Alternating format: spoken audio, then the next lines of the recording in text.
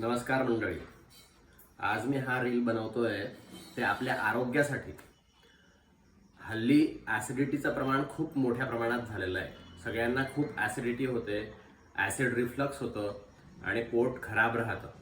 आणि अति ॲसिडिटी झाली, ती ॲसिडिटी जर रक्तात गेली तर हार्ट अटॅक येतो आणि करोनरी ब्लॉकेज होतं असं म्हणतात. तेव्हा हे होण्यामागचं मुख्य कारण हे आहे की जेवणामध्ये फोडणी देताना त्या फोडणीमध्ये अत्यंत जास्त प्रमाणामध्ये मोहरी टाकणं. मोहरी किती टाकायची असते की तेल तडतडलं जाईल आणि ते तेल गरम झालं एवढं कळेल इतपत फक्त मोहरी टाकायची असते.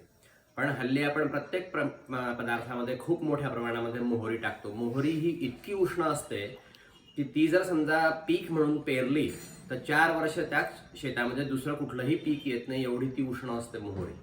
त्यामुळे आपल्याला ॲसिडिटीचा त्रास होतो, ही एक गोष्ट. दुसरी गोष्ट, आहारामध्ये खूप मोठ्या प्रमाणावरती लसणाचा वापर करणे. लसूण ठीक आहे, काही प्रमाणामध्ये आरोग्यदायक आहे, वातहारक आहे, लसणाचे आपल्या आरोग्याला फायदे आहे. पण प्रत्येक गोष्ट ती आयुर्वेदिक का असेना घेण्याचं काही विशिष्ट प्रमाण असतं. त्या प्रमाणात ती आपण जर गोष्ट घेतली तर त्याचा चांगला फायदा होतो, पण प्रमाणाच्या बाहेर जर घेतली तर त्याचा आपल्यावरती विपरीत परिणाम होत असतो.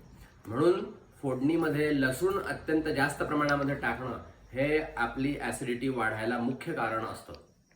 तेव्हा हे पदार्थ टाळून आपण जर सात्विक आहार घेतला, गीतेमध्ये सांगितल्याप्रमाणे आहारा सात्विक प्रिया, त्याप्रमाणे जर आपण आहार घेतला तर आपलं आरोग्य हे काही औषध न घेताच बरं राहू शकतं.